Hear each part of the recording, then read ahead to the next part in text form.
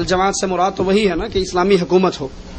تو اسلامی حکومت کا قیام ہمیشہ توحید کی بنیاد پر ہوتا ہے، اہل شرک سے برات کی بنیاد پر ہوتا ہے، اور جب تک کسی جماعت کے منشور میں اہل شرک سے برات موجود نہ ہو وہ اسلام کی حکومت قائم کرنے کا دعویٰ نہیں کر سکتی، نہ ہی وہ اسلام کو غالب کر سکتی ہے، کیونکہ اس نے اسلام کی بنیادی چیز توحید کو گرا کر شیعوں کو بھی ساتھ ملا لیا ہے، بریلویوں کو بھی ساتھ ملا لیا ہے، درباروں پہ چادریں چڑھانی بھی شروع کر دی ہے، اپنے منصورے کے اندر 12 ربیع الاول کی میلاد منانی بھی شروع کر دی ہے. تو وہ جمہوریت کے اس چکر میں پڑ کے اسلام کے بنیادی عقائد سے ہی دور ہو چکی ہے، تو وہ اسلام کا نفاذ کیا کرے گی؟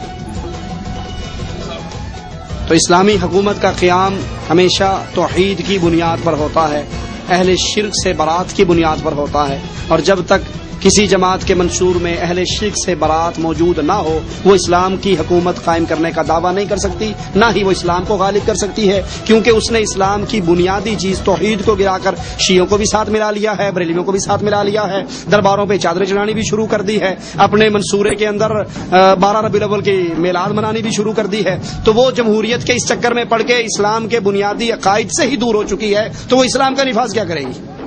جی، اللہ کا ہاتھ جماعت پر ہے، حدیث میں آتا ہے. اس جماعت سے مراد اسلامی حکومت ہے، اسلامی خلیفہ ہے. جب اسلامی خلیفہ ہو، حکومت اسلامیہ ہو، تو پھر اس خلیفے کے ہاتھ پہ بیعت کریں، اس سے انتشار اور افتراق نہ کریں، حکومت اسلامی ہوتے ہوئے اپنی 1.5 اینٹ کی مسجد نہ بنائیں، ٹھیک ہے؟ کیونکہ اللہ کا ہاتھ حکومت پر ہے، جماعت پر ہے. اس جماعت سے یہ مراد نہیں کہ ایک جماعت میری ہے، ایک جماعت آپ کی ہے، ایک جماعت اس کی ہے. جب یہ حالت ہو کہ اینٹ اٹھاؤ تو نیچے سے جماعت نکل آئے تو یہ جماعت نہیں ہوتی، بلکہ وہ امیر کے بارے میں جو حدیث میں آتا ہے کہ امیر کی بیعت نبی کی بیعت، خلیفہ وہ کیا ہوتا ہے؟ اس کی بیعت ہم اس کے ہاتھ پر بیعت کرتے ہیں، اس کے بدلے میں وہ ہمارے مال جان عزت کا دفاع کرتا ہے. خلیفہ وہ کیا ہوتا ہے؟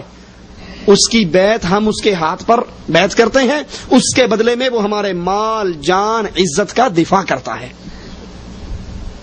اور جو امیر اس کو خود پولیس گرفتار کر کے لے جائے وہ کسی کا دفاع کرے گا؟